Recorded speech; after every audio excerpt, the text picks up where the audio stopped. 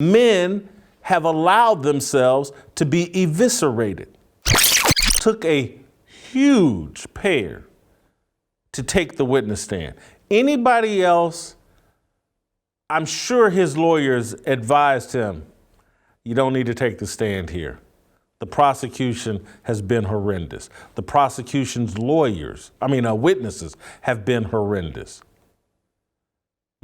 You're owed a not guilty verdict. If that jury comes back guilty, I would think there's a good chance the judge would object and say, this is unconstitutional to convict this guy based off of what we've heard in this courtroom. Anybody watching the trial objectively and doesn't have their racial lenses on or doesn't have their political lenses on knows that Kyle Rittenhouse has a clear case of self-defense in all three of these instances. But teenage boy fighting for his life in a courtroom shows a big pair. This is how much he wants to prove his innocence that he even took the stand.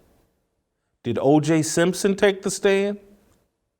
I'm just telling you, innocent people, or certainly guilty people, do not take the stand in a court case this one-sided, where the defense is winning in a landslide. The only reason why that dude wanted to take the stand is because he clearly believes he's innocent and he wants to erase any doubt, and he doesn't want people saying he was a coward and didn't take the stand. So he took this. A child showing a big pair. And he needs to be discipled by grown men who will show him how to strategically use that big pair of balls he has. But that's not the culture we have created here in America. Men have allowed themselves to be eviscerated and emasculated and removed from leadership positions.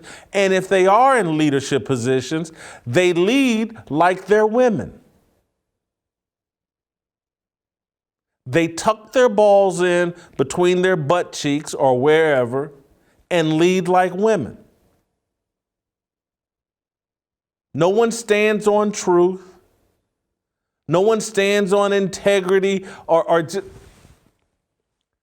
We put Kyle Rittenhouse in this position where he felt like, well, I got to do something.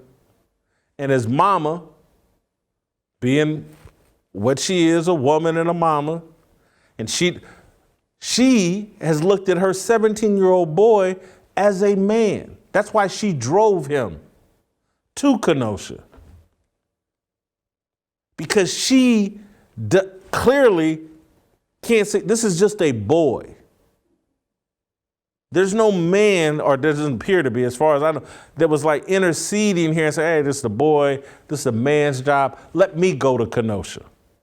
If somebody's going, but I'm not putting my child in harm's way. So everybody wants to have this discussion, either vilifying Kyle Rittenhouse or celebrating Kyle Rittenhouse.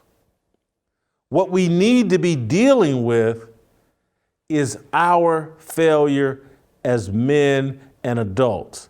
And that starts with Trump, Biden, Obama, all the way down to whoever Kyle Rittenhouse's daddy is. And whoever Jacob Blake's daddy was or is. Whoever George Floyd's daddy was or is. Those are the failures.